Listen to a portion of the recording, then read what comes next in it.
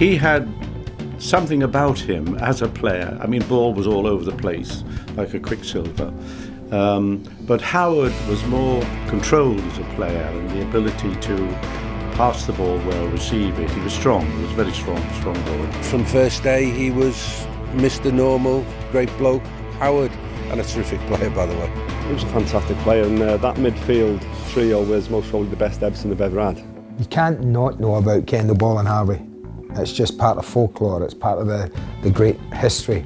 When I worked with him and obviously realised what a player he must have been, you know, just in head tennis, just in five-a-side, he was special. He was my kind of footballer. He was aggressive. He had a lot of spirit about him. Never say die. He was a fantastic player for Everton. And he was a hero to the fans, you know. All that time inside, there was a great manager just waiting to burst out. And when it came, by God, were we delighted. As a manager, Howard was absolutely first class. He had a great way of his man management skills were absolutely fantastic. But I think he had the respect without becoming too friendly. There's a very thin line, and I think Howard walked that line. He wanted his teams to play with a passion, get it down and play exciting football. I think we did that, and I think it was Howard Kendall's influence. I think not only is he a caring father, but he also has a lot of time for the people who are interested in him, and that's certainly something I remember from growing up. Yeah.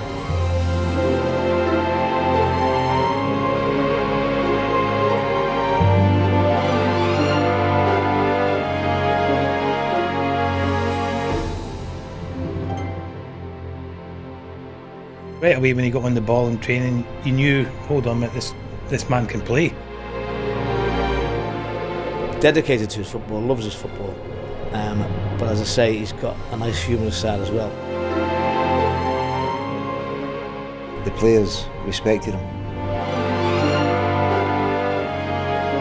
He loved the club. He was part of the club. He understood the fans. When he was going through a bad time at Everton, he was always dropping hints to me about would I like to go and goal for Everton. But in them days, I was known as the Cat. Now, I'm just known as Chappie, but it doesn't make any difference. He's a blue through and through, and I've always because I'm an Everton fan, I'm always he's a friend, but you know, it's Howard Kendall. On May the 22nd, 1946, in a small northeast town called Crawls Crook, Howard Kendall was born. Howard's father, Jack, was a school caretaker, and his mother, May, worked in the local cinema. Jack's job saw the Kendalls move on a few occasions, finally settling in the town of Washington, where a young Howard attended Usworth Primary School. We're in the schoolyard, would you believe it? This was the junior school. The field at the back there, where we practiced. We had two school teachers called Mr. Storer and Mr. Elliott, and they put in some incredible time with us. Lunch breaks, after school, practicing the love of football, and you know, I think people benefited from it. It's absolutely brilliant. I mean, you know, to see the places. I mean, I know there's been tremendous changes, but when you're standing here in the playground, that you spent, you know, a few years of your youth. I mean, well, it wasn't even youth, to be honest. I was here from 8 to 11, and that's 50 years ago, and it's still here. After leaving Usworth Primary, Howard and his parents moved to a house just 400 yards away from his grammar school, where his sporting career was about to begin. Well, this brings back memories. Number 1, Hollyoak Terrace. This is where my parents moved to when I moved to the grammar school. Naturally, with the football field at the side of it, where my dad could practice with me. Well, apparently it's the same field as what we used to practice on. I mean, the surrounding areas are totally different. It's now Washington Football Club. It used to just be an amateur field, and this was all open all the way to the grammar school. There's been a tremendous change. Well, this is my old school at Washington, and I was very fortunate when I was here to be selected for England schoolboys, and there was a special honour paid to me at the school. My other claim to fame was being at school with Brian Ferry, ex-Roxy Music. He became very, very famous, of course. As a teenager, Howard was a great all-round sportsman, but it was football that was his true love.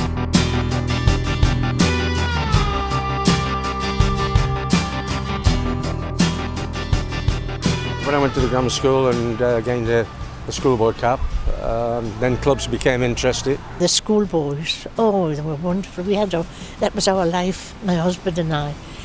That's our life. His dad was just him, you know, really, really carried away with him, you know. And he was such a fine lad, you know, always, no trouble, no bother, you know. The Preston scout, Reg Keating, became a family friend. We promised him that we would certainly look at Preston. We had interest naturally from the local clubs, but I was advised not to sign for them because they were signing everyone up and, you know, getting very few opportunities to play. That's when it all started, going to Preston.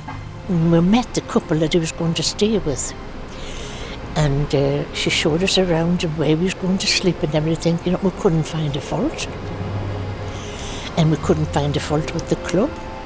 They were wonderful, and we just couldn't say no. And his dad said he had to please himself. He wanted to stay, and I said no. But they've been our only one, you know. But anyhow, we stayed, and we travelled back in the train, and we couldn't speak to each other. It was so heartbreaking, you know. But we used to go as often as we could, and they used to put us up, this couple, you know. We used to always go there, and we used to spend a weekend with them or something like that. So it turned out all right, you know, yes. And he was very happy there, you know. In 1962, at the tender age of 15, Howard Kendall's footballing journey was about to begin.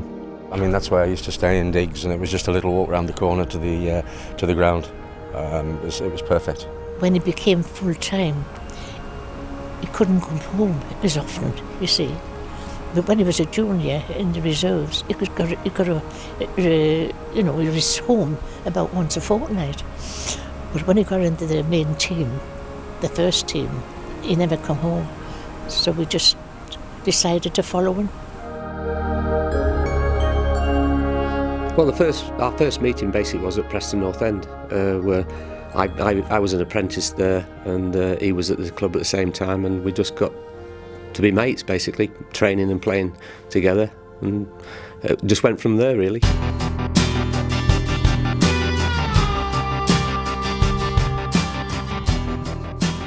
You didn't really realise anything at the time. You were just kids, and the press wasn't as intense, and so forth. And if it was in the local paper, and the dailies got it a little bit, but generally speaking, you just played and just enjoyed it. You didn't think about any pressure. It was just enjoy your game and play. And that's the way it was run at Preston. It was great for that. At the age of 16, Howard made his first team debut for Preston North End against the club he grew up supporting as a young boy. Well, coming up the steps there and up the players' entrance, I mean, it's a big change to this stadium since I made my debut. It's absolutely magnificent. It was ironic, really, that the fixture list the way it was at the end of the season, and the manager gave me, Jimmy Milne, the manager, gave me the opportunity to play first team football for the last couple of games. It just coincided with it being Newcastle and Middlesbrough. When he got in the big team, you know, the main team, I couldn't watch him. I stayed away, and I couldn't watch him. No, I was frightened in case he got hurt. She didn't have to wait long, though, because my second game was at Middlesbrough, and the late Cyril Knowles came in with a crunching tackle, and I twisted my knee ligaments. So I was off all summer. When my mum found out the damage that had been done, she said, "I'm not going to watch you again." But she did on one occasion. That was in 1964 at the cup final. Mm-hmm. Yeah. She went down on that one. Yeah. 1964 was a big year for young Howard Kendall. He skippered the England junior team to a 4-0 win over Spain in the Junior World Cup final played in Holland. Howard then went on in that same year to become the youngest player ever to have played in an FA Cup final.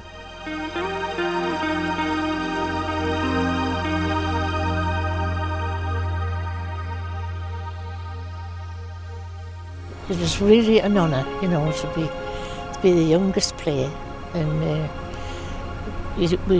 that's how we used to worry about him, because he was always younger than everybody else, you know.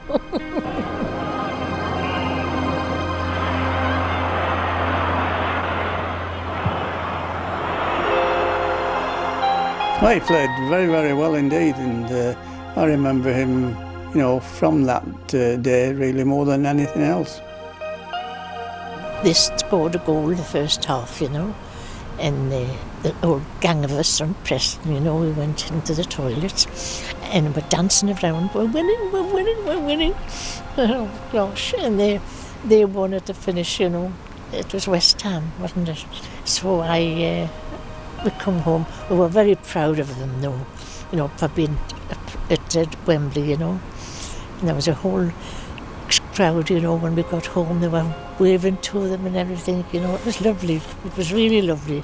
You just think we'd won when we got back to Preston. When we were kids at Preston, we got, obviously, the first team got to the cup final. I wasn't involved in it, but I was his mate at the club. And they took the players away and wives to Mallorca, Pontins in Mallorca, can you believe it? And I'd never been abroad before, and I'm sure Howard probably hadn't been too far. Anyway, I think I was dragged along purely to keep him company.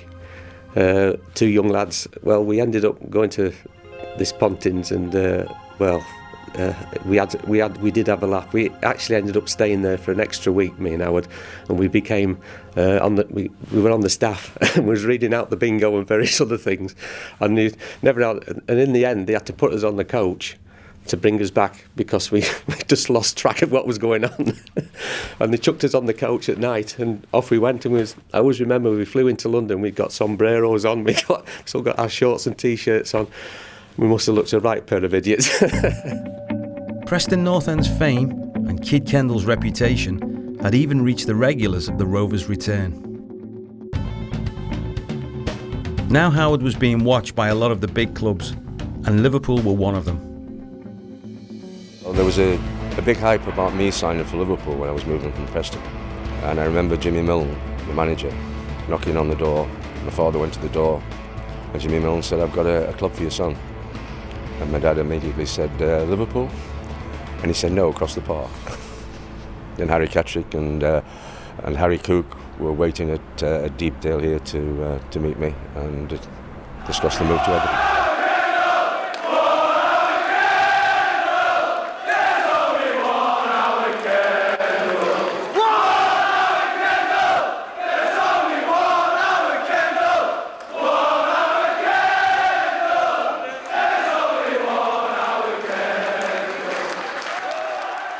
In 1967, Howard was signed by Harry Catterick in an £80,000 deal, which upset Bill Shankly so much he offered to resign as the Liverpool boss. Because Liverpool had not signed me, Shankly offered his resignation in writing and put it to Peter Robinson, the chief exec, at that particular time, and Peter put it in his drawer, and that was it. It was there for years. It was nice to hear, you know, that such a great manager and great man thought highly of me at that particular time, highly enough to offer his resignation. You know, you've got to compliment the manager, Harry Catterick, you know, that he bought players and he bought a balance. And that's one thing that I took into management, that he knew he didn't just buy players for the sake of buying them if they were the best. He bought a balance. I mean, I went into that dressing room and you've got Ray Wilson, who's won a World Cup winners medal, you've got Bawley in there. You could go through the team, you know, and it was Derek Temple who scored the winning goal, you know, and then in the cup final. And I've gone into that dressing room and what they said was, "Who are you then?" "All right, youngest player to play in a cup final. All right, sit down. Hey, he's played in the World Cup final. He's done that." So you were brought down to earth straight away. I'd waited quite a while for my debut. I was cup tied with Preston. Everton were still involved in the FA Cup, so Harry Catterick decided to stick with the team that were playing week in and week out. And I did pick up a knee injury also. So I was waiting quite a while for my debut, and when it actually came, I had a little bit of a nightmare. I was against Southampton here at Goodison, and things didn't go well at all. I remember also leaving the ground and going back home to Preston, with my father, and we were filling up with petrol at a petrol station very near the ground, and it was pouring down with rain, and one Everton fan actually got on his knees and started bowing in front of me. I thought, not after that, surely. So things could only improve after that. And things for Howard certainly did improve. He became a regular in Harry Catterick's team, and in 1970 Everton won the First Division Championship, with Howard collecting his first medal for the Blues. You can win an FA Cup, or you can be a part of an FA Cup, but that's not being the best. Winning the league and being a member of a league championship side is the best, because you are the best over 40-odd games. By now, the Harvey, Kendall and Ball trio was certainly in motion, christened the Holy Trinity and entertaining fans week in, week out. I played against him, I think, the first time in '69, the famous Ball, Harvey Kendall midfield, and I have to tell you, it's as good as people say. I could tell when he was a player that he was a thinking player. He was a great player on the pitch. He was a very courageous player. He had tremendous mobility. He was a fantastic tackler, and he fitted in perfectly with that trio of Ball, Harvey and Kendall. Certainly in the time I was at Goodison, I saw enough of the old archive stuff, and I saw enough of him when he was at the latter part of his career to know that he must have been a very special player. He could do everything, Howard. He could pass the ball, he could win the ball, and he could score a goal, particularly on the volley. He was a super volleyer of the ball.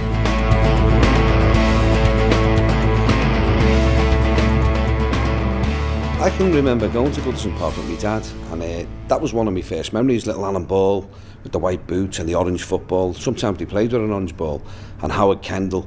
And I was amazed because you could hear them shouting and talking to each other. And I was only about 5 or 6 years old, and I was absolutely hooked. And Howard, what a player. And you talk about Howard, Alan Ball, Colin Harvey. From that word go, I was hooked. The greatest trilogy ever in football. That if you had them on the pitch, it wasn't how would you win, it's how many you'd win by. They had this mental, this telepathic thing. My memories of him as a kid were obviously the half-back sort of trio, if you like, of him, Ball and Harvey. And what a great memory that was for me, even as a kid living in Newcastle. The only fault I could find with Howard is that he chose to go for Everton rather than for Liverpool. But then, we all have a cross to bear, I suppose, don't we? We knew about him when he was playing with Preston and being the youngest player to play in a cup final. So it was a big coup when we signed him. And as it turned out, it was a masterstroke because he was a great footballer. Just a memory of a man, do you know what I mean? And you don't often have that in football. You have memory of lads now, but a man, even when he was a lad, he was a man and he didn't shirk a tackle. And when he had the ball, you were safe, you could just sit back a bit and you think, he ain't gonna lose it. Whatever he's gonna do with it is gonna be right and proper. And he was just a colossal man as a footballer. Not the biggest man in the world, but you didn't mess around with Howard. It's interesting when you hear about midfield combinations and who did what. So you remember you've got Bremner, Giles, Lorimer. I don't know, Lorimer was the right winger, Giles and Bremner was the kicker. And they tell me that Kendall was the brains behind the midfield. So I knew of him. I didn't know who he was until I actually came and signed for Liverpool. You can't mistake him when you mention any of them three. You'd always mention, they are sort of legends at Everton Football Club. I've got their photo in my office on the wall up there, the Holy Trinity, and we just worshipped them. It was a great time to be an Evertonian. The whole of Howard Kendall's life as an Evertonian has been a great time, and that's why we worshipped him. Initially you're thinking, well, there's two in midfield at the moment, that's me and Bally, and Howard's arrived, he's got to take Ballie's place. No. That's the way that you're thinking that. But he had different thoughts, Harry. I mean, give him his due. Harry Catterick, I'm talking about. He'd envisaged a way of playing which was a bit different from the norm at the time, and he put the three of us in centre midfield. I had Johnny Morrissey outside me, and very often it'd be Alan Whitlaw, Jimmy Husband outside you, and Joe up front on his own, and Bally getting up to support him as much as possible. So that's the way it panned out, because initially when Howard arrived, he'd no sooner been here and he got quite a bad knee injury, didn't you? Yeah. And he missed a fair bit of the season, and started the next season. He'd had a good pre-season, a good summer work, didn't he? He worked all through the summer and came back and off it went. And I think I would touch on it before to say we basically gelled as a three. You know, there wasn't a great deal of work done by anyone else apart from ourselves. They just complemented each other. They were a balance. They were young. They were enthusiastic. They knew what they were doing. They were way ahead of everything. And you see things, and you hope that you can put yourself in them sort of environments. And obviously, the manager knew what he was doing by bringing them together. Bally, Colin Harvey, myself got a lot of publicity at the time, but it was a great side. It was an absolutely unbelievable side. I mean, Brian LeBone, the late Brian LeBone, came out with an unbelievable statement. He said he was sick and fed up of like Ball, Harvey, Kendall, and he said, you know something? He said, we were the only three-man team to win the league championship. It just got to him. What does Ray Wilson do? What? We are a team, and we tried to push that to Brian, but Brian, once the headlines went up on the Monday morning, he used to come in and he was raging.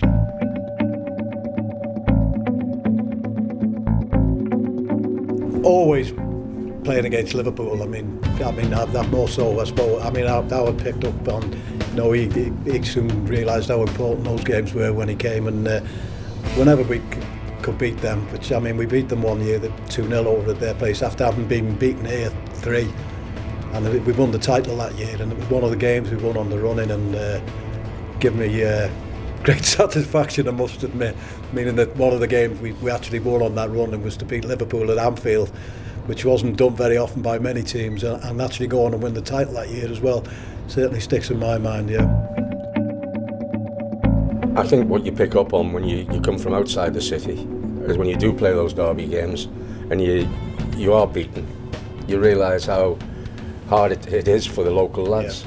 And after a couple of games yourself in a derby game, you pick up that importance yourself, and you become a local.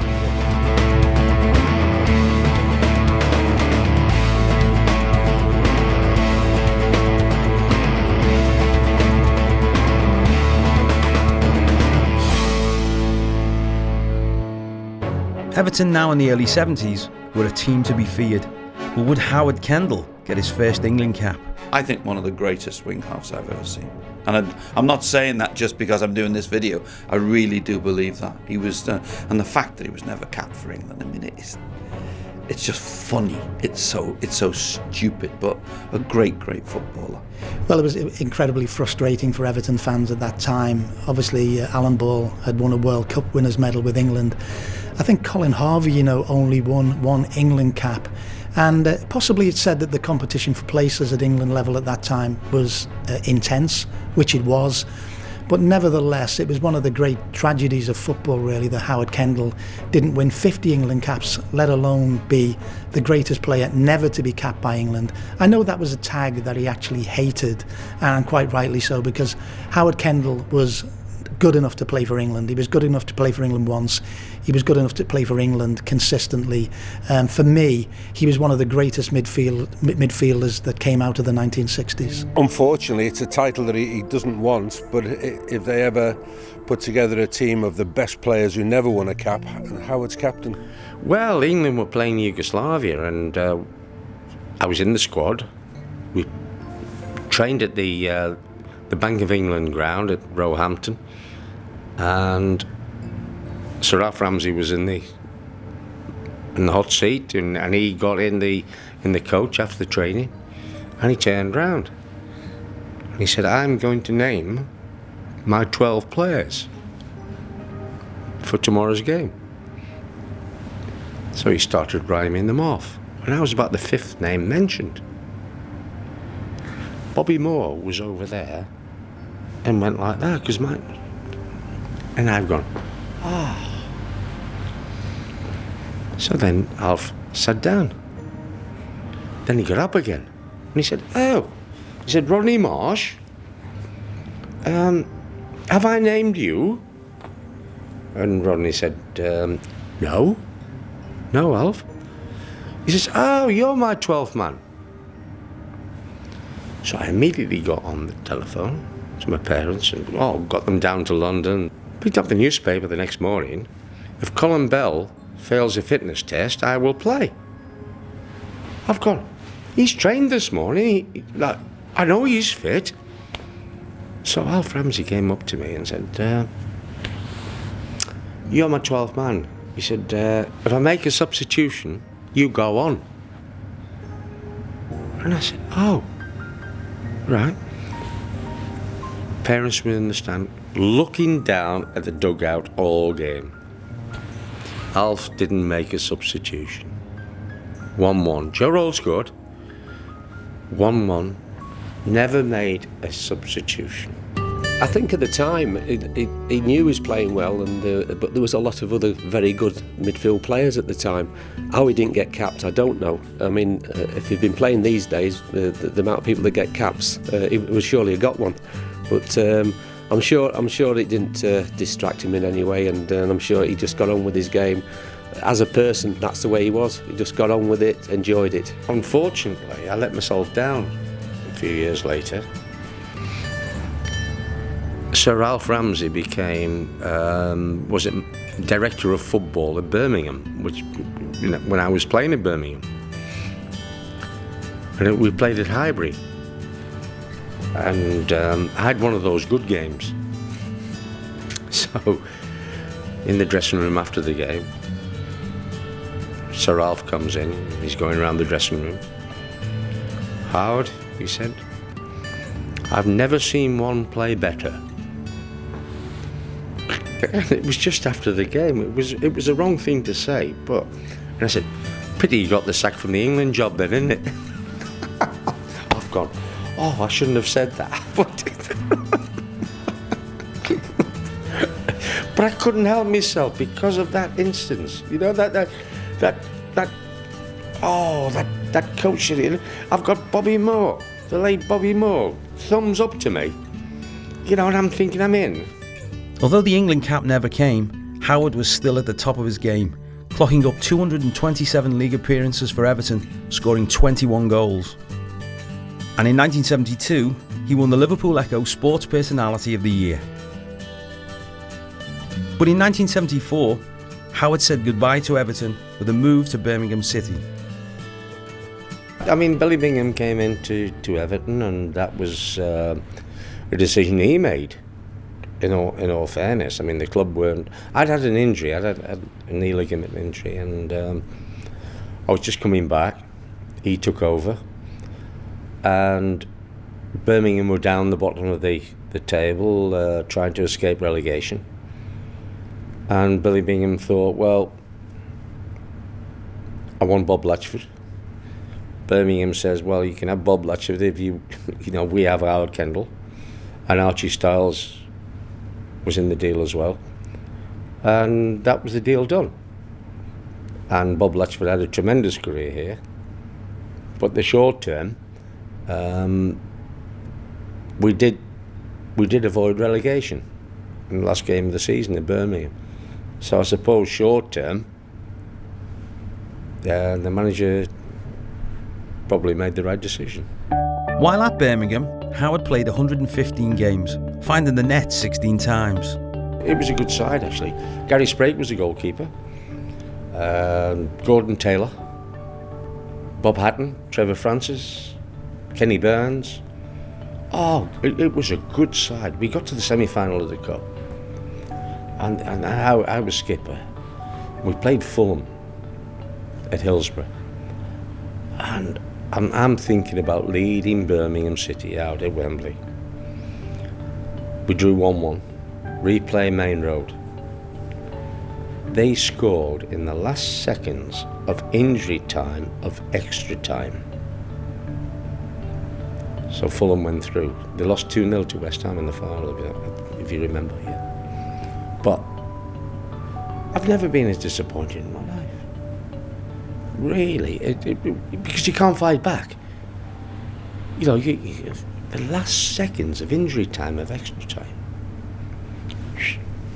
Whistle's gone. That's it.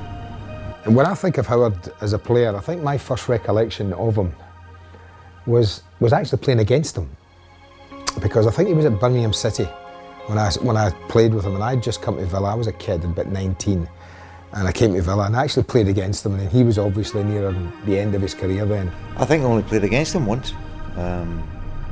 When I was very, very young, Celtic brought a team down to Birmingham to play against Birmingham City, and he was playing midfield, and I was midfield then as well and playing against him, but I couldn't get near him. He was well, to me anyway, that day he was a fantastic footballer. He could do everything right. He got himself space to play, he passed it well, and he made it difficult for yourself to play. So, I mean, obviously, I think he was a little bit older than me, so more experienced he would have been then, but it was certainly an education for myself to have played against him. Howard spent 2 seasons at the Midlands Blues before joining Stoke City in 1977. George Eastham, who was like one of my favourites who I watched at Newcastle, was the manager at Stoke City at the time, and he agreed to deal with Birmingham, and I went up there. Unfortunately, George got the sack fairly early, and they brought in Alan Durban from Shrewsbury, and he appointed me as player coach, and then we went on to be promoted in the second season I was there. But he felt that possibly I was getting a little bit too old to play in the Premiership. Well, the First Division then. So he had an offer to go to Derby as a manager. He turned it down. I had an offer to go to Blackburn Rovers as player manager, who had just dropped to the 3rd Division. And I decided to take that because I still wanted to play. During his time with the Potters, Howard made 82 appearances, scoring 9 times. And in 1979, he was appointed player manager at Blackburn Rovers, aged 33. Fortunate enough, I mean, I'd had an apprenticeship with Alan Durban, so I knew what management was about. I think that sometimes these days people go into management and they don't know what it's all about, but I had an introduction to it.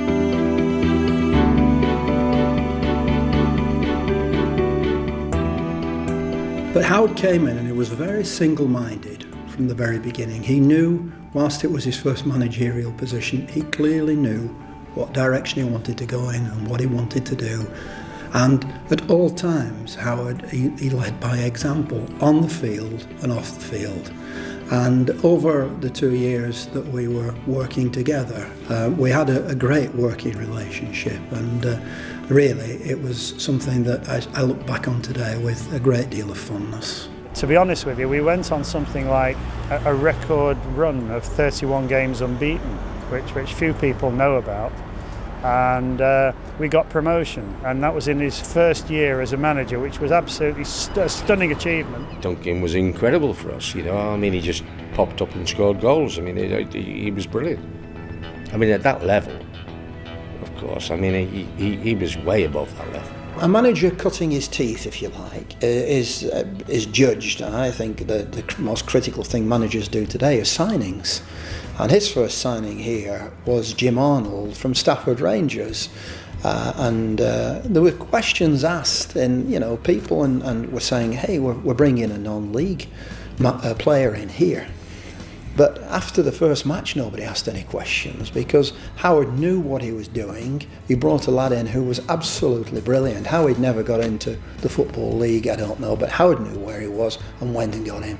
And that set the tone, because immediately people then start to say, hey, he knows what he's doing, he knows where he's going. We gained promotion in the first season, missed out on goal difference the second season, which was a big blow. My first professional game actually was against Howard at Carlisle at Brunton Park. He was player manager of Blackburn Rovers at the time, and that was my first memory, which was a special memory. I mean, to play against Howard Kendall, who I'd obviously grown up as a kid watching in cup finals, it was just amazing, and never expected to play against him. So to play against him in my debut was really special. People say, well, what about the office side of it, or the other side of it? But the highlight of my week was actually playing. I found it difficult at first when you were out on the field and when things were going wrong. The players would turn around to you maybe and say, well, hey, you're the manager, you put it right. You're on the field. But you were on the field as one of them. And until they found out that you were one of the team, you know, that it started to be all right. And especially when they could see you could still play as well. You know, not just on games, but in training. You know, and you became more accepted. But first of all, it was difficult. When Howard was particularly in his second season and he got a settled squad and they all knew the feel-good factor everywhere. You never heard voices of dissent. Everybody knew what was expected of them. They knew very clearly who was the boss, and they respected that and they got on with it. The relationship we had was one of great trust and being able to look each other straight in the eye. We were there at the pick up of form for either of us, and it was a relationship that I believe that if you haven't got the relationship between the chairman and the manager on that level, then I think the club has got big problems. And I think you see that even today in football at a very high level, don't you? Howard made 79 appearances, scoring 6 times for Blackburn Rovers before returning to Everton as player-manager. He said, don't you think it's a little bit early? And I said, well, it can't be early because I may not get offered it again. And after the playing career there, I thought, well, no, I've got to take it. I'm sorry about that, but I've got to take it. So in 1981, Howard was back at Goodison, but this time as player-manager. He behaved like a leader on the pitch, yet he could be a leader off. And then, of course, when the clamour started to bring him here, I have to say I was one of the biggest clamourers, because I just thought we needed him here. We were looking for somebody who had an Everton association. It was so easy. You must remember in those days we hadn't the plethora of foreign managers, and it was so easy to say, well, we can look at the big people around the place. But then we discussed it and sat down and came up with the idea, well, why don't we try and get somebody who has potential as an ex-Evertonian? We looked at 2 or 3, to be fair. But Howard was outstanding in that respect because he'd had his previous experience as a deputy, and then he was at Blackburn, and he seemed a natural because of his background, and we had good stories about him. I mean, the one thing about Howard was his relationship with the media and the press. It was excellent. It was very good. It was sensible. And he very rarely sort of flew off the handle because something had been wrong. So from that point of view, he seemed a natural. All we needed to know was, A, he had potential, was he going to justify it? My first signing that I wanted to make, which I always believed should be the most important one, was Brian Robson from West Bromwich Albion. Ron Atkinson was the manager there, but I wanted Brian Robson. But Ron had other ideas because he took him to Man United, didn't he, after he moved from West Bromwich Albion. But then I thought, well, I'm looking at a squad of players that was unbalanced, and I thought, oh, I'm going to have a real good change here. And just balance it up a little bit. Some worked out, some didn't. But my first signing did, and that was Neville Southall.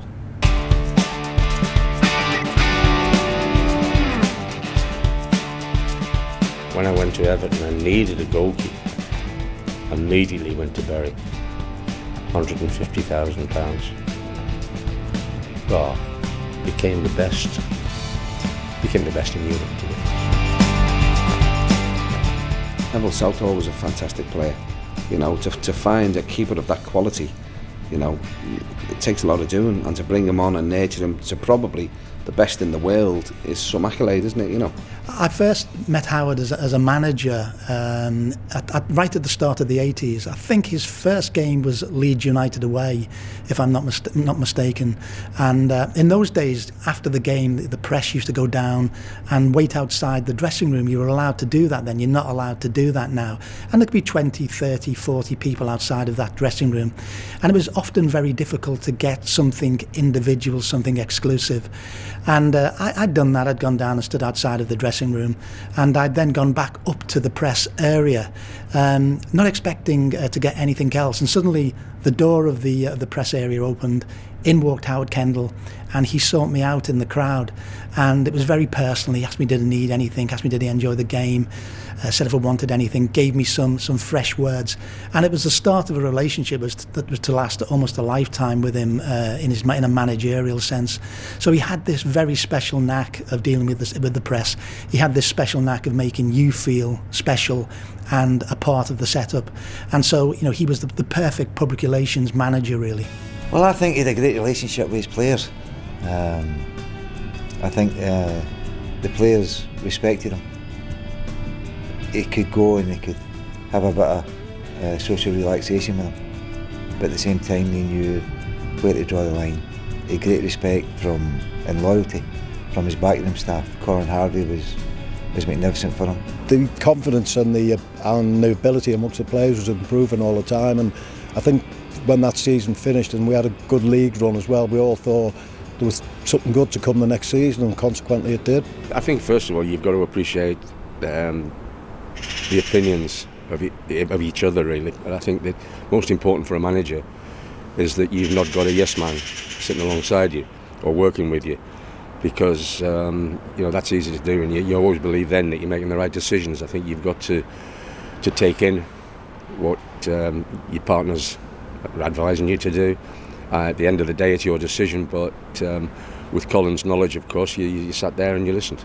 Well, they were all good players, and they were all good characters as well, and they all loved their football, and it wasn't particularly hard in that respect. Once you got them out on the training field, they were great to work with, and at that time we were both fairly mobile, easy. And we did our coaching from inside. We always joined in most of the stuff they did, There was one occasion we went down to Lilleshall, and there was an FA coaching course going on one of the other pitches. Charles Hughes was the director of coaching at that time, and he stopped the course and took them towards where we were training, and he told the course, because I had a friend who was on it, he said, "Look at them out there." He says, "They're doing it all wrong." We went on to win the league because what we were doing, we were involved with the team on the field, coaching them up within, not standing on the sidelines and stopping play every so often and wandering in and giving them the information while everybody gets freezing cold standing listening to you. And to be fair to Howard and Colin, they joined in a lot of it, and us as top players, you could realise what they were like in their heyday, because they were just, the touch on them two was fantastic, but it was all intense, all very good. If you weren't at it and you knocked a straight pass, you were told about it, and it was very, very competitive. First day in training, I'll never forget it. The sight of footballs spread all over the training field, and we thought, there's something wrong here. But he was a great believer in getting the footballs out in the first day of training, and everything you'd done was involving the football. What a big change that was, because you ask any pro pre-season training, that's something they don't look forward to, because it always means you're going to be running up and down sand dunes or whatever. But Howard was a great believer, get the balls out first day of training, and you'll do your running with the ball, and it's amazing. Psychologically you're still doing as much running, but it's more enjoyable because it's with the football. So right away he got the lads on his side. The training was great, the training was enjoyable, it was competitive, and it wasn't just a case of taking the first team. He included the young kids in the reserves, and also the kids in the A teams and the B teams. We all mixed in together, which was fantastic for club spirit. And as you see in the successful times in the mid-80s, people talk about the fantastic spirit we had, and that was due down to Howard.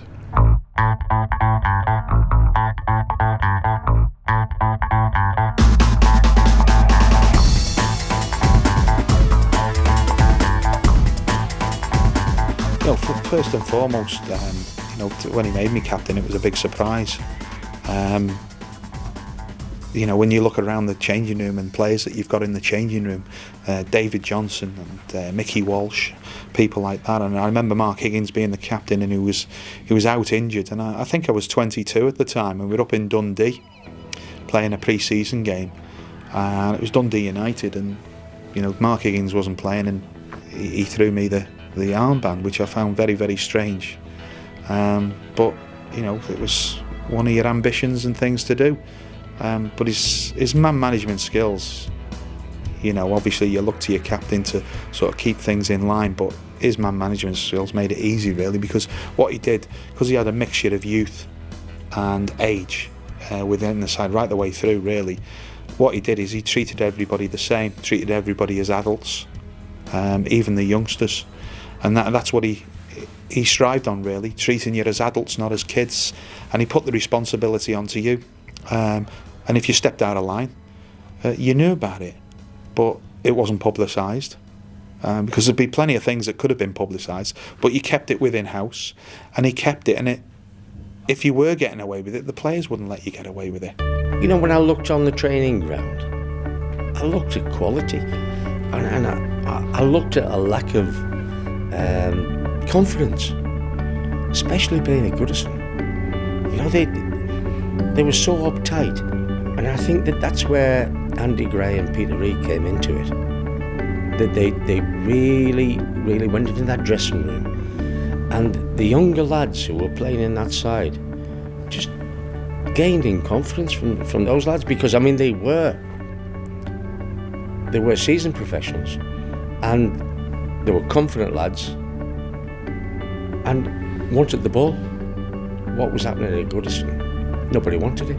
There's no leaders, and you need leaders in your team. He loved Everton every bit as much as ourselves loved Liverpool, and everybody, he wanted to put one over on each other. But I think the great thing about that time, apart from the games, I mean the two sides were fantastically successful through the 80s, but I think it was a camaraderie between both clubs as well, certainly at our level, because irrespective of what the score was, you get in for a drink afterwards and it was a good bit of banter. And then if you met them out socially, or any of the Evertonians out socially, there was always good banter, and there still is today with the lads that played against you, and obviously when you were manager they were in opposition teams. So for us it was, I think we had the best time when we had great rivalry, but great friendship as well. And obviously it was the first year I was manager, we got the first Merseyside Cup final, and Howard and I were involved in that, and both clubs were heavily involved in putting up a united front.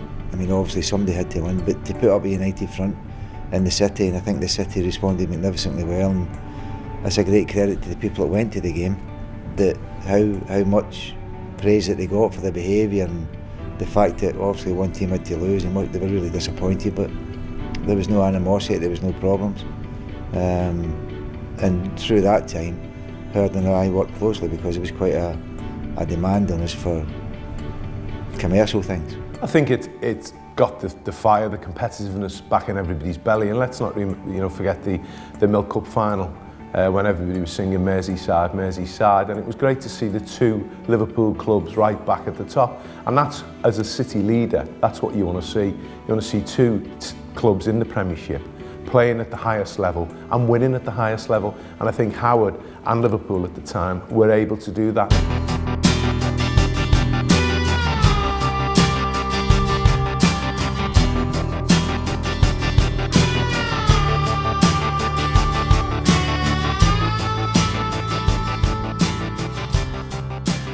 It wasn't easy for him when he first arrived, as we all know.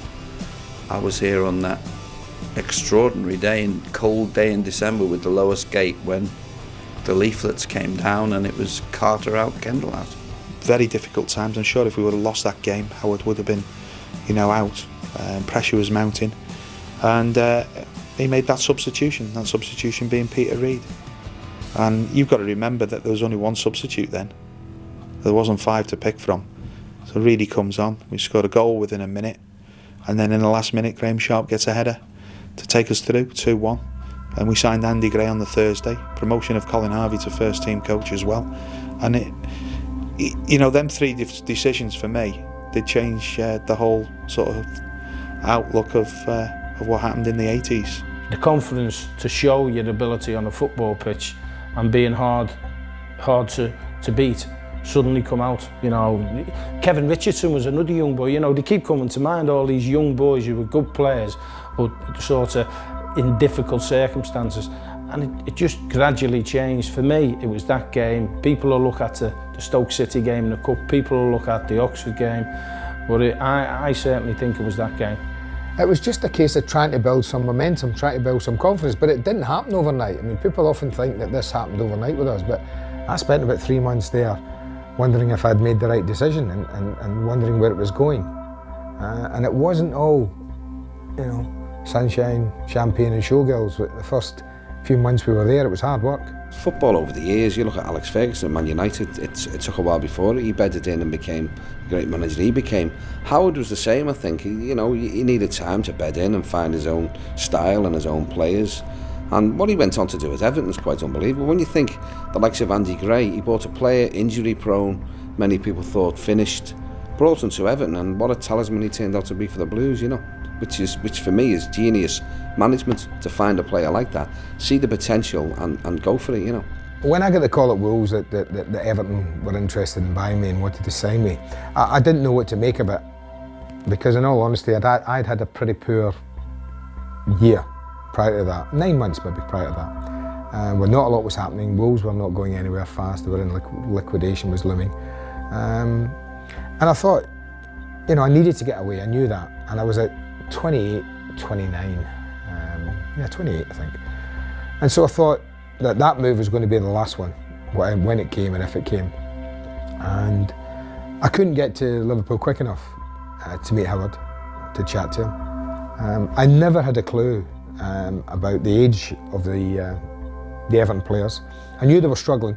I'd watched them, funny enough, I think I'd watched them the weekend before. I think Liverpool hammered them 3-0 at Anfield. I'm sure they did in the local derby, thumped them, gave them a good going over. And that was probably something that prompted Howard to have a stab at me. But the main reason that he bought me, I guess, was that he only had about 100, 110, 120,000 he was being allowed to spend. Now, he couldn't get an awful lot for that in those days, apart from an older player who might have a dodgy knee and who might just be able to drag up some good stuff from the past out of his memory bank. And I think if Howard had had 150, 200 grand, I think he probably would have bought someone else. I liked Howard, and we got on very well together, in spite of the age difference. And I felt that he must be given time.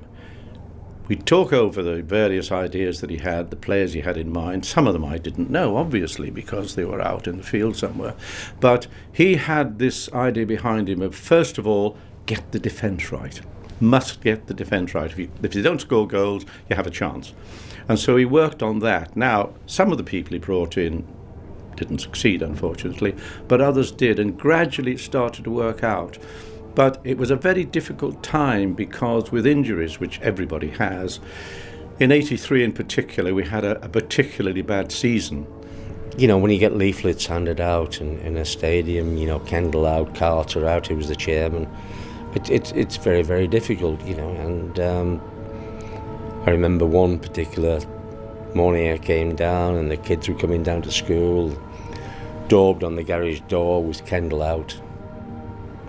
Daubed at the end of the road was Kendall out.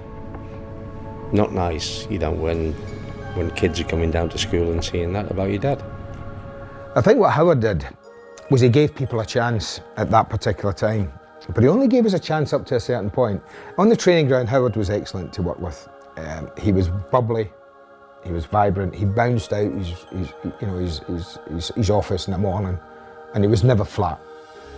I've worked with a lot of managers who, if the result had been against them at the weekend, they come out of the office on Monday morning and you knew that. You looked at them and you were looking for inspiration, and you looked and you thought, oh, here we go. But Howard bounced out his office every day at training. The training was uncomplicated. It was always involved with football, always loved it. And he just kept people up, particularly when results weren't going with us. And he gave the people a chance to cement a position, if you like. But we got to a stage where in December, and things hadn't been going great, and we went to Birmingham City in a league match, And I remember Howard gathering us all together pre-game, and he just sat us down. He says, "This is it, lads." He said, "I've been very patient.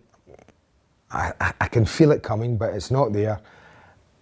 If it doesn't happen today, I'm going to be forced to make changes." They were having a torrid time.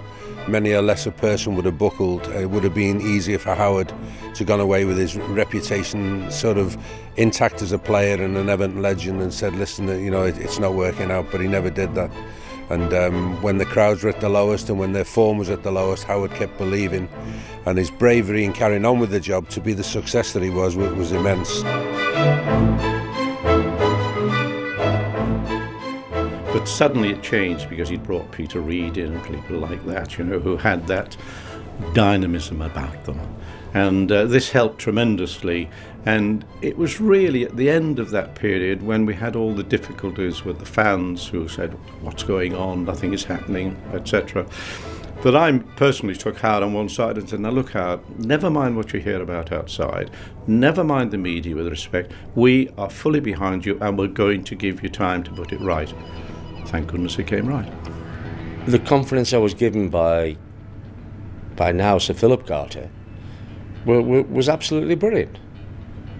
You know, board meetings or wherever, I just told them as it was, and fortunately enough, he believed that I could turn it around. When I got to the club, I did find out very quickly that they were a very young side. They had some older players, but I think Howard was trying to phase the older player out. He was looking at people like Gary Stephen, Trevor Stephen, Kevin Ratcliffe, looking to bring them into the side in that year, trying to ease them in. And Neville Southall and Jim Arnold were vying for the goalkeeper spot, which of course we all know Neville would eventually make his own. Graham Sharp and Adrian Heath were young boys who were really struggling to make a big impact. You know, they were good players who did good things at various times, but consistently they couldn't do it. So I became very aware very quickly that, you know, there were a lot of good young prospects there, but there were also people like Peter Reid, who was there, Terry Curran, who was there, John Bailey, who was there, Mark Higgins was still just about playing Mark there at the time as well. So I knew there was a nice mix, but the one thing that I noticed right away was a lack of confidence. It takes a special person, I think, a special player, to cope with playing at Goodison Park. Well, it did then anyhow. And because of the atmosphere, and it's what anybody says, this is a big club. With a lot of young players, Kevin Ratcliffe, Neville Southall, Gary Stevens, myself, all young players, we needed older heads. He saw that, he recognised that. He brought in Andy Gray and Peter Reid, fantastic signings. People probably looked at him and said, maybe over the hill a little bit, you know, injury records at Bolton and Aston Villa and Wolverhampton, what's he doing there? But he knew that he could get two, they'll hate me for saying this, father figures, if you like, to come in and push the team forward. So he was well aware of what the team needed. He saw that, he brought these two lads in, and as I said before, it was all about looking after your teammates. He was always stressing the fact, look after your teammates on the pitch and off the pitch. We had a great social life off the field, you know, and it was all part and parcel of gelling as a team, and I think Howard was great at that. When I got a phone call off Howard, I'd just been at Sheffield Wednesday, speak to Jack Charlton, who was obviously then the manager there, and I think Howard got on the phone, and I think my remarks were, what took you so long? I mean, with footballers' contracts, even in them days, they were complicated things, but I think we done the deal in half an hour. You know, I'd missed the boat through injuries. I was 26, and I just wanted to go and play for a massive club, and to play for the club from me home city was fantastic. So, you know, done and dusted, just delighted. Speculation about me going to Sunderland, first division at the time, Sheffield Wednesday, who weren't a bad club, but when Everton come in, no question. I think there was two risk signings in terms of Peter Reid and Andy Gray, because they both had injury problems previously, and although medically they passed because of the games that they played previously, but there was a risk. But they turned out to be so influential, absolutely unbelievable.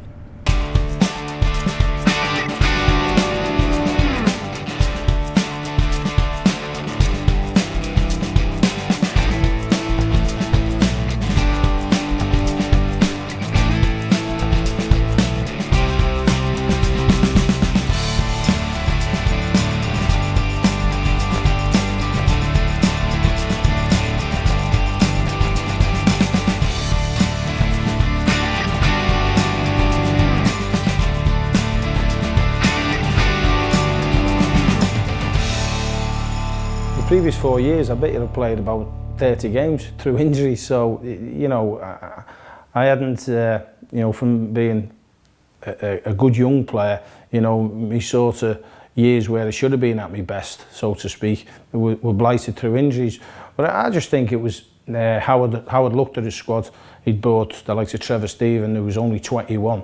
He had Gary Stephen, Ratters, Sharpie, you know, Sheeds, Alan. All these were young boys. Even Neville. They were all young boys in relative terms, and I think he looked at my personality as well as like being in the game for a number of years.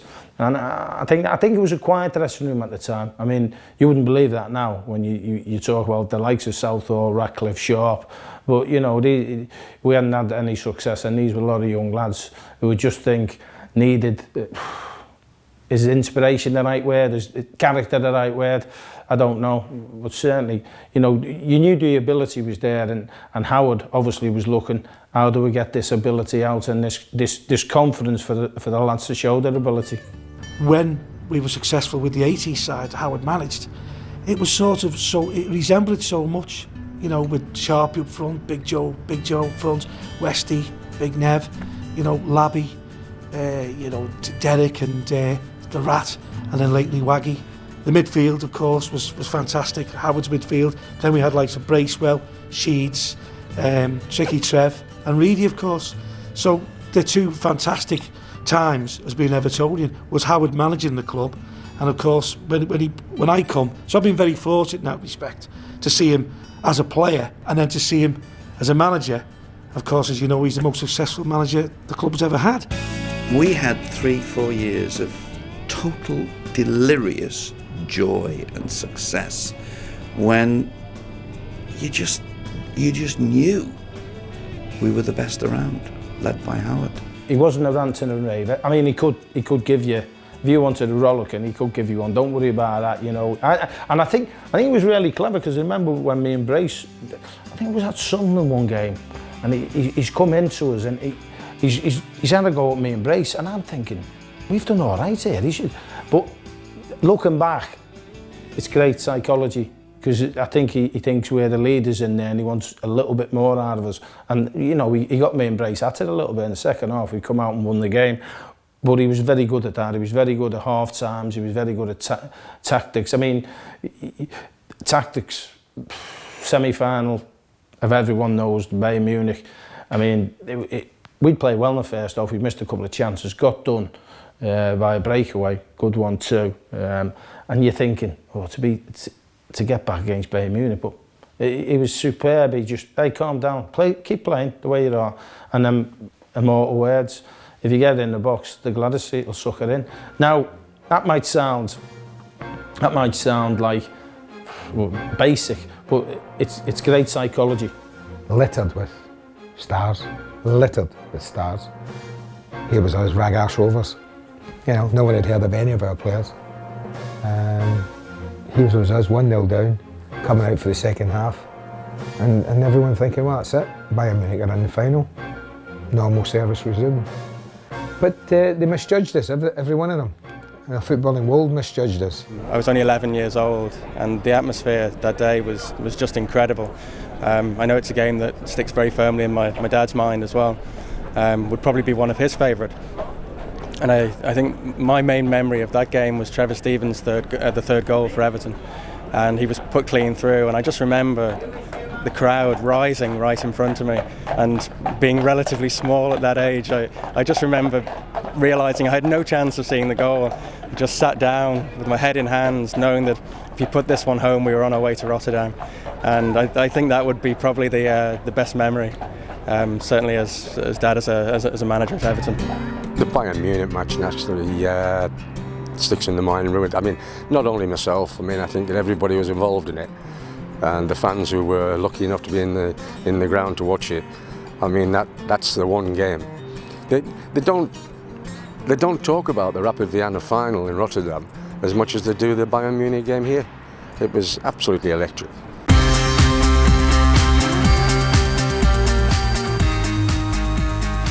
We absolutely battered them. And I don't mean with technique or, with skill at times. I meant, football's a physical game. And we combined the physical nature of our game to test the Germans' desire, nerve, whatever you want to call it. And they were found wanting.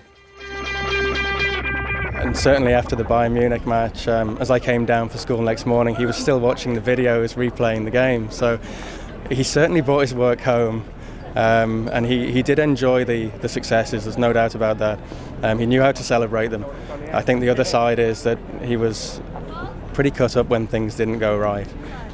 So yeah, he definitely brought his work home. I mean, the highlights for me, obviously you talk about the trophies, the first trophy you won, the Watfords, the championships, winning at Anfield 1-0 for so many years. Sharpie gets the great goal. But we played Manchester United at Goodison, we beat them 5. And it was the best team performance I've ever been involved in or possibly ever seen, because they were Robson, Strachan, all these in the side, and because old Joe Mercer, the ex-Everton player and Manchester City manager, was at the game. I think his quote was like, it was the first time he's seen Brazil playing blue shirts. Now that's a compliment in anyone's book, but I think Sheeds got 2 headers from the halfway line and cut himself with Kevin Moran. Now Sheeds gets 2 headers from the halfway line. It's got to be a special game. It was a pleasure to play in the mid-80s. We had the belief, winning a few trophies. That every game we went out, we could win that. That's a fantastic feeling as a footballer. And I think Howard got a squad together in the 80s, which was hard to beat. I'll tell you what he was really good at then, relaxing players before games. I mean, I can remember comedians coming in the dressing room and we don't know who's coming in. And we don't know who's a comedian, all of a sudden, because we used to sign things, all of a sudden we're all in killing ourselves, laughing, whatever, all relaxing before games. Because he knew he had a good squad then and a good team, and then he just ticked it over ever so well. He's got no time for any messing around, and he was obviously inspiration with Colin behind him, and what a great pair they were all over again. I remember sitting on the beach in Mallorca with the lads and with Colin, and the lads were there, and Colin just mentioned, I think we need some pace at the front, and what about Lineker? So that's what we did.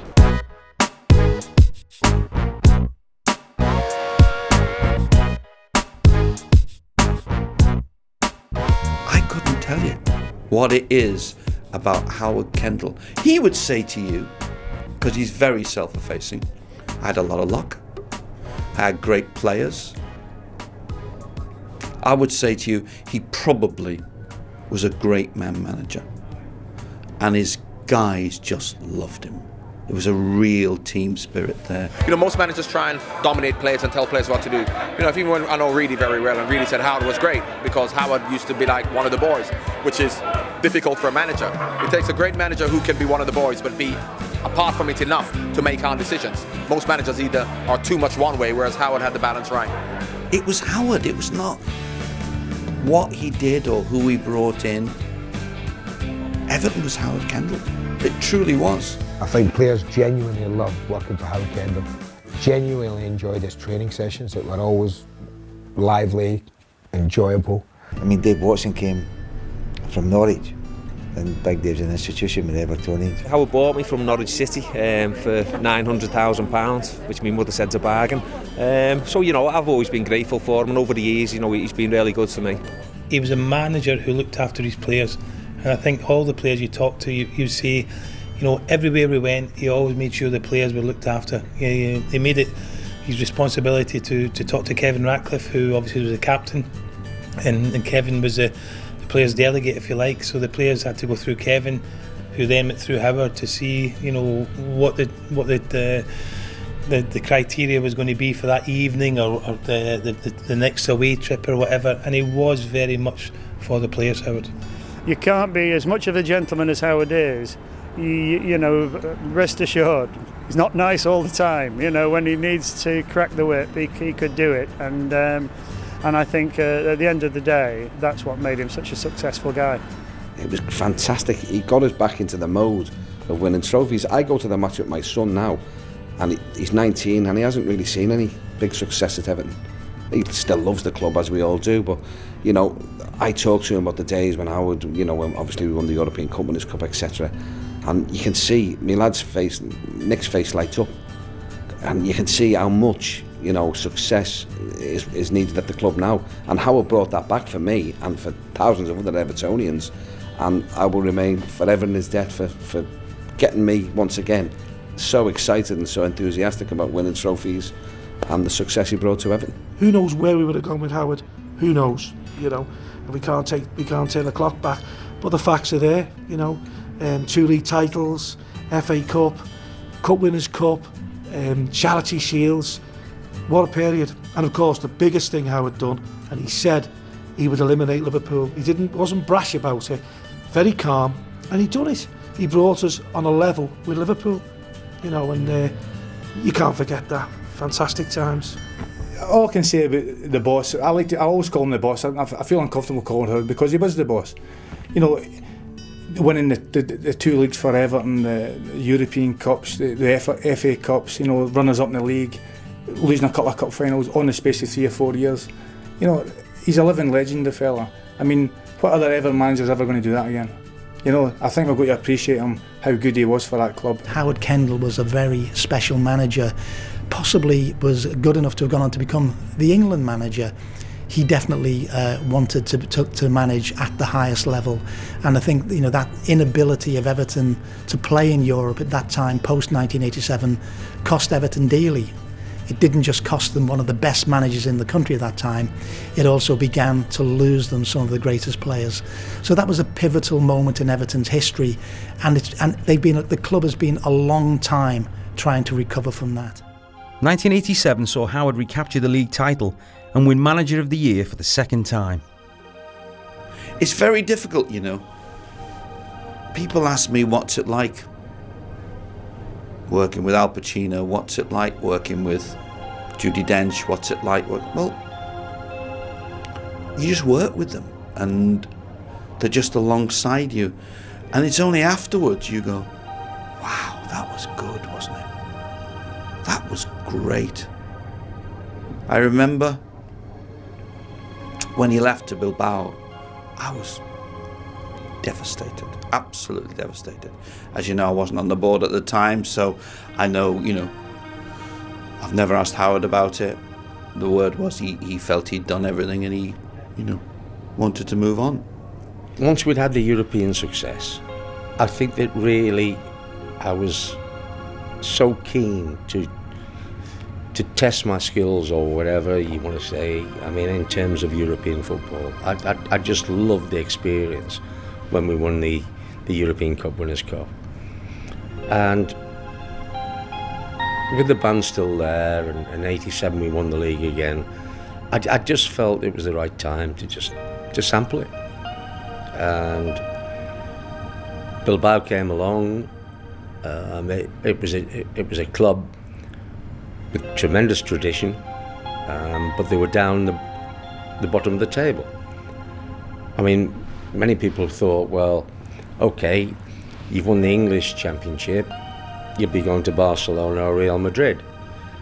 Why go to a club who are struggling against relegation, or just survived? But I was sold the idea of the club in terms of I didn't have to win the league. I had to bring them up to a certain level, and I had the players to work with who were all Basque players. I couldn't go out into the transfer market and buy players. And I thought, oh, what a lovely experience to actually work with young players and try and find a team, that will be successful. And give them a little bit of time as well, because they do give you time there. And I thought, oh, that would be an experience for me. And it was fantastic.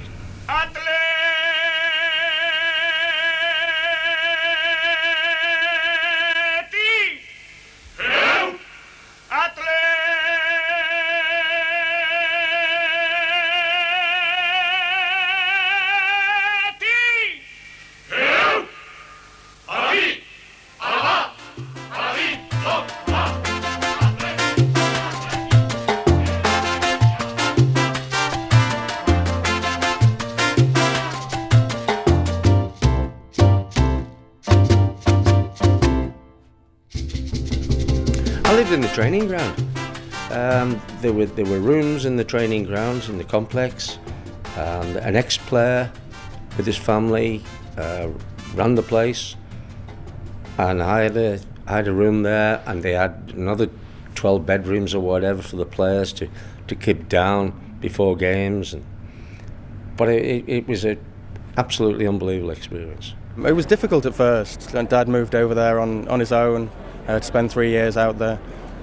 We stayed behind as a family. I know that Mum was obviously very keen for us to continue our education, that we were it was very much well on the way at that point. So that was difficult, and I look back at those times and think, if Heysel hadn't occurred and if the English teams hadn't been banned from Europe, then maybe his stay at Everton would have been prolonged.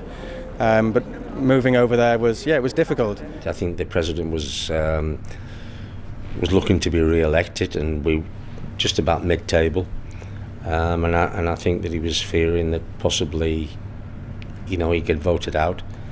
But I think it was the right time for me to come back as well. And I thought, well, coming back, big club, not Liverpool, of course, not Everton, they were okay at the time. Man United, no chance. But Man City, they were having problems, and they approached me. Howard spent 2 seasons in northern Spain managing Bilbao, but in 1989 he returned to England to take charge of Manchester City. Moving back from Bilbao and starting up at Manchester City, what I found kind of strange at that point was that it was very easy for my allegiance to change as well. And for the first time I really found myself knowing that I was supporting my father rather than necessarily supporting the team that he actually managed at the time. I brought in Peter Reid from QPR. He was still playing, Peter. I signed him as a player coach, in all fairness, so he started off on that one. He didn't have the legs he had in the early days, of course, so I brought the pitch in at Main Road just to help Reedy, and he was magnificent for me. We brought the touchline in about 10 yards at each side. He says, oh, thank you very much. But I mean, he was infectious and he was brilliant. And when we had success there, and when I was offered the job back at Everton, I wanted Peter Reid to come back with me. But he said, if I'm offered the job here, really, I want to take it. So that was his introduction into management. Peter Swales was the chairman at that time, the late Peter Swales, and he gave Peter, to popular demand, I suppose, he gave Peter the job. But I remember we had a board meeting, and the board meeting was at Sir Philip's home. We didn't have it at Goodison. And we'd had various discussions, and no one had mentioned Howard. And I'm thinking, if only. And I got to Sir Philip's, and Jim Greenwood looked at me and he said, who do you really want? And I said, Jim, if you don't know who I really want, no name mentioned. He said, I think your dreams are about to come true. I said, what? He said, it's going to be Howard. And I was just, elated. Next day I spoke to him, he brought Colin back. And I thought, this is it. I mean, this is happiness for me. The attraction of coming back to Everton was just too much. I mean, I was okay at Man City. Everything was going okay, but at the same time, the pull of Everton Football Club was just too great. So Howard resigned at Main Road after just 11 months in charge and returned to Everton in 1990 for his second spell as manager. Well, it was very difficult, really, because half of the squad were the ones that I had previously who had been successful with me, and another half of them was the new players that Colin Harvey had brought in. And then when Peter Reid decided not to come back, I asked Colin whether or not he wanted to let's have the partnership again, and he okayed that. He said anybody else but no, so that was a compliment. But it was very, very difficult at the time because some of the players were out there, okay boss, when I went out, and then it would be okay boss when Colin went out. So it was a very difficult situation at the time, and it wasn't the best of times. We weren't successful, so it possibly was a time when the ones who had been successful with me before, it was a time to move on.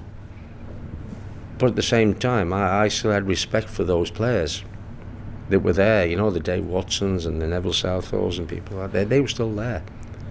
And it just seemed as if there was a little split in the camp. During Howard's second reign at Everton, he managed to sign a key player from across the park. Everton Football Club needed quality, and they always, you know, the School of Science and all this. But I thought Peter Beardsley, and he was absolutely tremendous.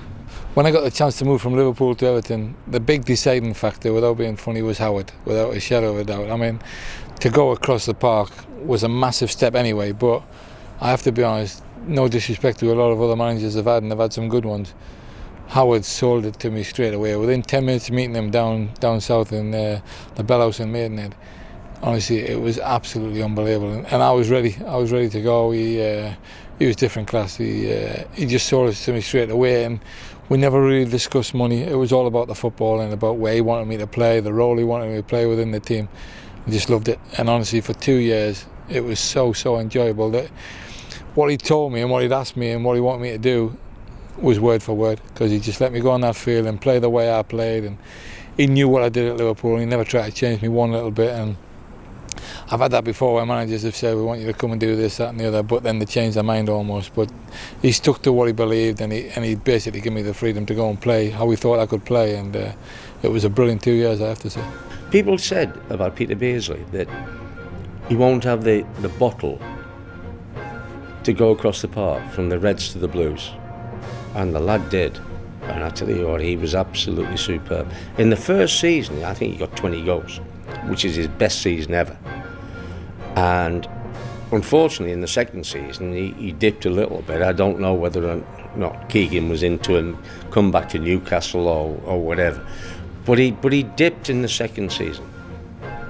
And when Newcastle came in, I knew Peter wanted to go there desperately, to go back there again.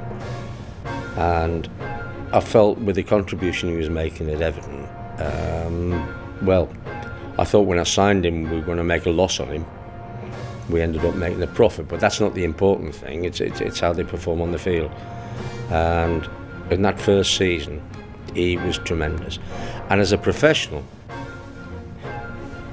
absolutely unbelievable, 100%. In 1993, Howard resigned as the Everton boss after being prevented from signing Dion Dublin.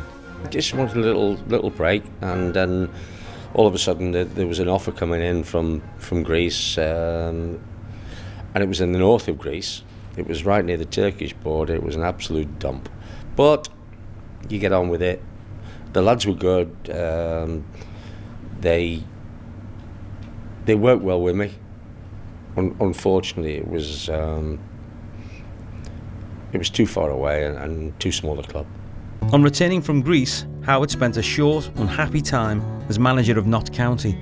Unfortunately, I didn't speak to Peter Reid before I took up the Notts County job, because he'd been there and he warned me about the chairman after I'd gone there. No, it was an absolute nightmare, really. We had a chairman who wanted to be the manager, so it didn't work out. In December 1995, Howard returned to management with Sheffield United. That was a good spell. And they were down in the dumps, and we lifted them, got into a respectable position in the league, because I was told to try and keep them up, which we did. Got into playoff finals the second season. Unfortunately, lost in the last seconds against Crystal Palace at Wembley.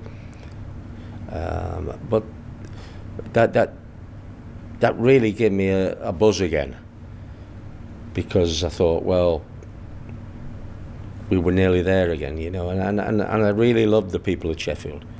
I thought it was a tremendous spell, and they appreciate it. I think the work that was done, and full backing from the chairman, by the way, because I mean, we signed the likes of Vonk from Man City, and I mean they weren't cheap contracts, you know. They were willing to have a go to get in the Premiership, and I appreciated that. Rushy was actually photographed walking into Bramall Lane. We'd done it. I went to Sheffield United, and Howard offered me, you know, an absolutely fantastic contract for Sheffield United.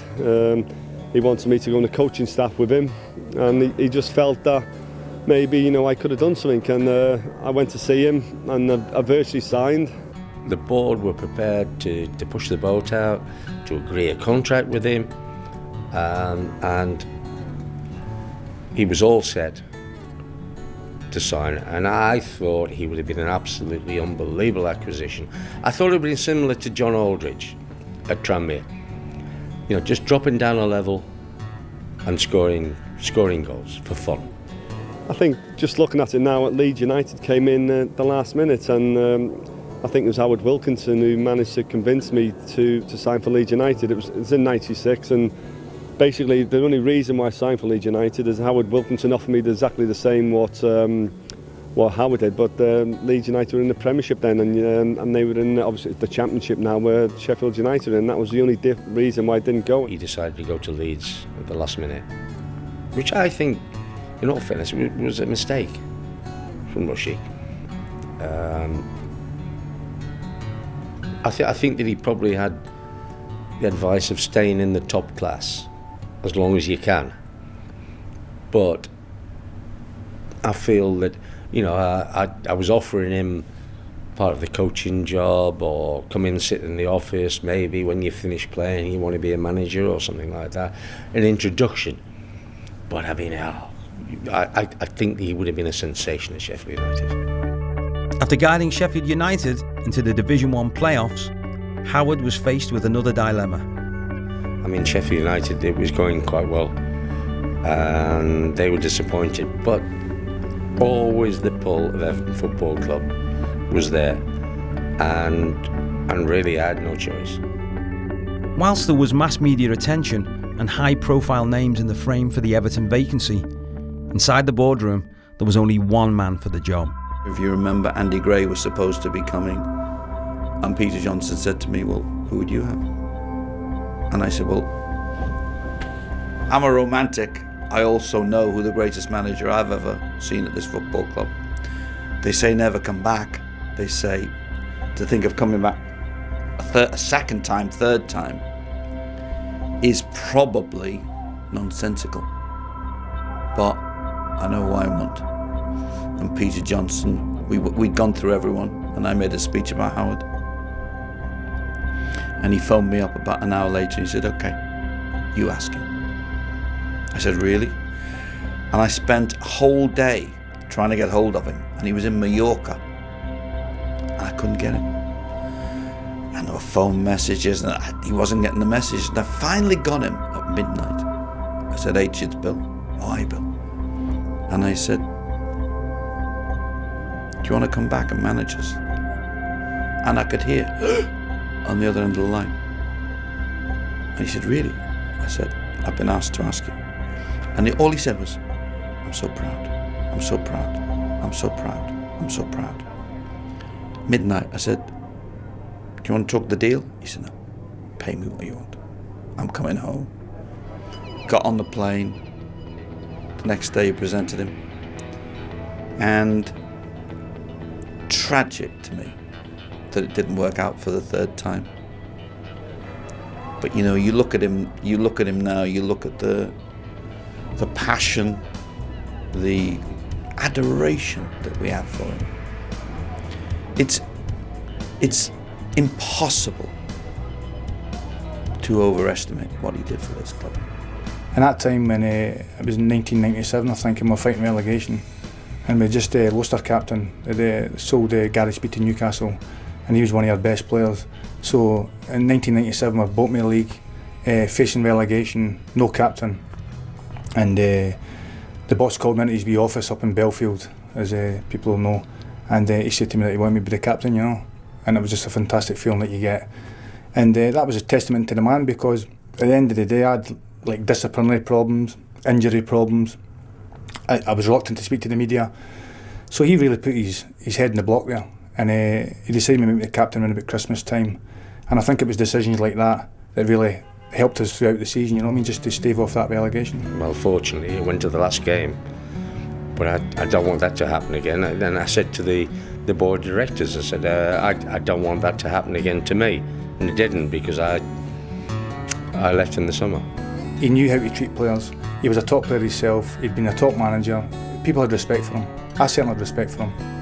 And I think it was just his man management skills, really. He's 1-to-1. He knew how to get the best out of you.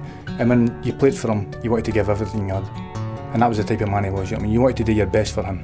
It was a privilege to play under him. It was only for the 12 months. But I do believe that if Howard hadn't been the manager that year, we would have been relegated. That's how good he was. He actually kept us in that division. That's how good that manager was, because another manager, he might not have made me the captain, he might not have got the best out of his players what he had, because we never had the strongest team that year, but we had a strong manager, and luckily we just scraped through the relegation and we kept in the top flight, because that would have been a disaster for everybody. So he's a fantastic manager, he's a fantastic player, and above all, he's a gentleman. He's a fantastic guy. And as you know, he's came down to see me tonight, and we're going for a nice bit of dinner together. So that's the type, a lot of love for the fella. Kept him up. It might not have been the football that Howard would have liked to have seen them play, but it was certainly efficient, and it was necessary to keep them up. So he can go to his bed at night, put his head in the pillow, and know that he's done Everton Football Club played a great part in their history and the success of it. In the year 2000, Howard Kendall was named Everton's Manager of the Millennium. But in 2005, 41 years later, Howard was back in Preston, this time to be honoured and added to the Hall of Fame.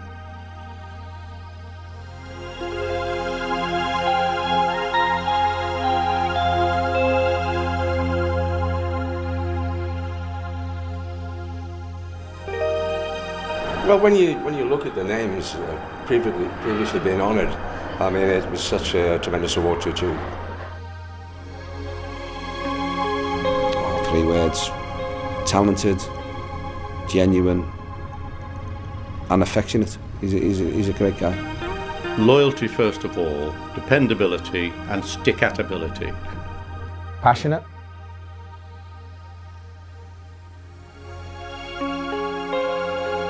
Talented and driven. Not in 3 words, the best manager that Everton have had. He is his own man. I don't have specifics about Howard Kendall. I just have Howard God Kendall. He is by far and away the most influential being at Everton since my time here, since early 1950 when I became a fan. kind of grown up, always known him attached to Everton, and then I was fortunate enough to become a friend of his later on. I think he's fantastic. He was there during our most successful period ever. You know, he'll always be remembered for that, you know. I mean, when I go to the Goodison get-togethers and he walks in, the roof comes off, you know. You know, he's managed hundreds and hundreds of players over the years, and I don't think there's many players who'd come out and say a bad word about Howard. Yeah, he's still a gaffer. You know, as far as I'm concerned, he's still the gaffer. He's still got that awe and respect about him. He hasn't got an enemy in the world. Everybody that talks about Howard smiles. I'm smiling now, you know. We're great friends. We don't see each other all that often, but whenever we do, it's like it was yesterday I last saw him, and he's just a lovely bloke and Everton's most successful ever manager. The career that you had in the game speaks volumes for a player, and in Howard's case, he played with some very famous clubs and had a great career. We, maybe as football fans, underestimate the fact that we have been a world-class club for so long without any relegation, and that we have hit the peaks. And you have to look to Howard Kendall. Apart from his knowledge of football, he's also a good fella, and he's good company to be with as well. He loves to tell a story, and the stories are normally funny and sometimes even told against himself. And he's very quick with his replies if somebody's having a nip at him. So I think people really respected him as a footballer and a football person, but also respected him as a person. Howard on the bus was as good as anybody. You know, we used to get the music on and we used to say, let's get this bus rocking, and it was brilliant because you almost didn't realise you were going to play in front of 40, 50, 60,000 sometimes, and you never felt under pressure. He wanted his players to play with a bit of enjoyment. You saw that they had a sparkle in their eye. And I don't see much of that in teams anymore. And I think that Howard had that personality that could make players play to the best of their ability. I would say he's give his life to football, Howard. And he's put a lot into the game, Howard. Off the field as a person, great guy, great friend, and such a wonderful man. And his memory will live forever at Everton Football Club. I love Howard Kendall. I love his company. I love to hear him speak. And he deserves all the adulation and praise that his fellow professionals bestow on him. Well, I mean, right from an early age, it meant everything, really. I mean, in terms of trying to achieve honours from schoolboy level right the way through. And fortunately enough, the right decisions were made for me early on. And I made a few correct ones myself in terms of management. So I think really it's been my life. And fortunately enough, I've been very successful at it. We know why it went wrong financially at that time. We know about Europe, and you know, you can't go backwards. You can't complain, but it is a truism that we had everything that we wanted taken away from us as a football club. But the fact that we had everything we wanted is thanks to Howard Kendall, and he will always be up there as one of the great Evertonians. Legend. Fantastic player. Simply the best.